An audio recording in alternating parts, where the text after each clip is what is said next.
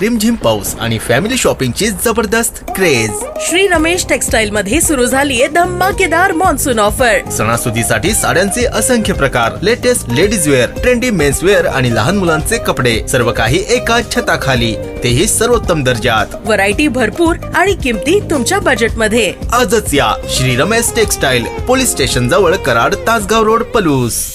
धर्मवीर संभाजी महाराज की जय.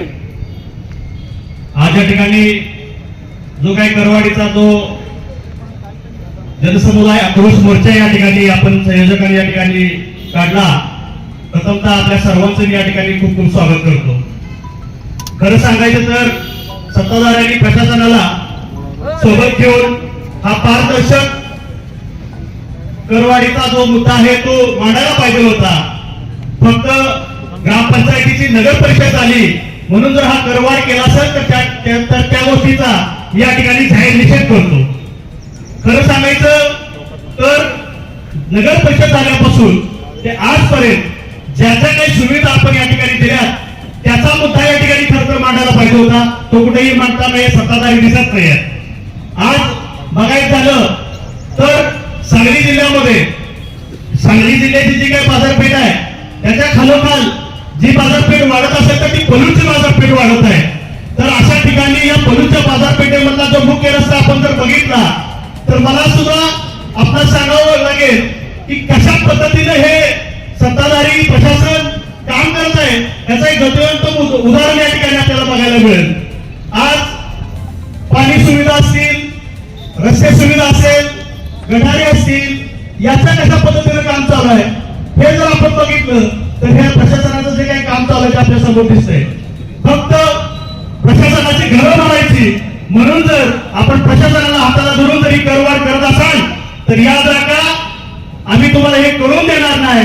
ज्या पद्धतीनं दिगंबर दादा असतील, बाकीचे नगरसेवक असतील, आता डॉक्टर अमोल पवारांनी ज्या पद्धतीने या ठिकाणी मांडलेलं आहे, ज्या पद्धतीने या ठिकाणी वक्तव्य बोललेलं आहे, त्या सगळ्यांच्या मुद्द्यामधून एकच आपल्याला धडा घेता येईल.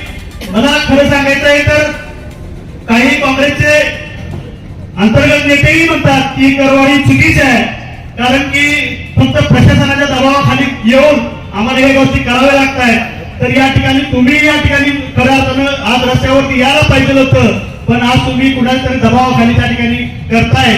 हा दबाव हा पलूस मधील सर्व नागरिकांनी, व्यापाऱ्यांनी जो बंद ठेवून जुगारलेला आहे त्या सर्व व्यापाऱ्यांचं या ठिकाणी मी जाहीर स्वागत करतो.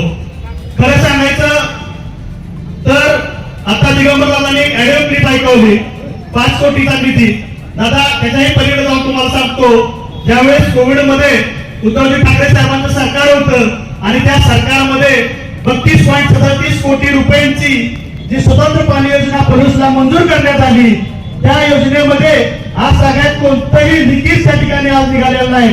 खरं सांगायचं तर तुम्हाला ज्या कोविड मध्ये ज्या नागरिकांनी त्या ठिकाणी नरक यातना भोगल्या, ज्या नागरिकांचं देहवासन त्या ठिकाणी झालं, अशा परिस्थितीमध्ये आपलं महाराष्ट्र असताना पलूस मधला प्रत्येक नागरिक पाण्याविना राहता कामा नये हा उद्देश डोळ्यासमोर ठेवून त्यावेळेचे मुख्यमंत्री आणि नगर प्रशासन मंत्री असतील आणि आपले स्वतः मंत्री असाल तर या ठिकाणी उद्धव साहेबांनी सरकारमध्ये असताना 37 कोटी रुपये निधी द्यायचं काम त्या ठिकाणी केलं, पण ते तुम्हाला स्वतः चालवता आलं नाही. सांगायचं तात्पर्य म्हणजे आता एवढंच आहे, त्यांना खायला मोठा निधी लागतो, 5 कोटी निधीमध्ये यांचं भागणार नव्हतं. दुसरी गोष्ट म्हणजे काय तर तो डबल महाराष्ट्र केसरी चंद्रकांत पाटलांनी जो निधी आणला होता तो काय आपल्याला खाऊन देणार नाही, त्यामुळे मागे जाऊ दे अशा धोरण त्या ठिकाणी या ठिकाणी आखण्यात आलं.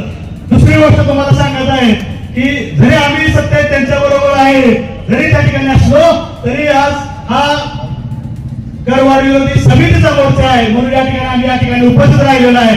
आम्हाला एवढंच त्यांना सांगायचं आहे, ज्यावेळेस नगर परिषदेची इलेक्शन आली होती त्यावेळेस मात्र बाळासाहेबांनी शब्द दिला की बाबा एक जागा आम्ही शिवसेनेला सोडू, आम्ही असं करू, आम्ही तसं करू, पण त्यांच्यात काहीतरी बघा त्यांनी सांगितलं नको नको बाळासाहेब, तो घरी आला तर आपल्याला काही खाऊन द्यायला नाही, याला इथं थांबवलेलं बरं. पण मला तुम्हाला एवढंच सांगायचं दादा, ज्या त्यावेळेस पलूस आणि पलूसकर नागरिकांच्या अन्याय होईल त्या ठिकाणी हा शिवसैनिक आपल्या जोडीला खांद्याला खांदा लावून समोर असेल. एवढंच बोलताना थांबतो. जय हिंद, जय महाराष्ट्र.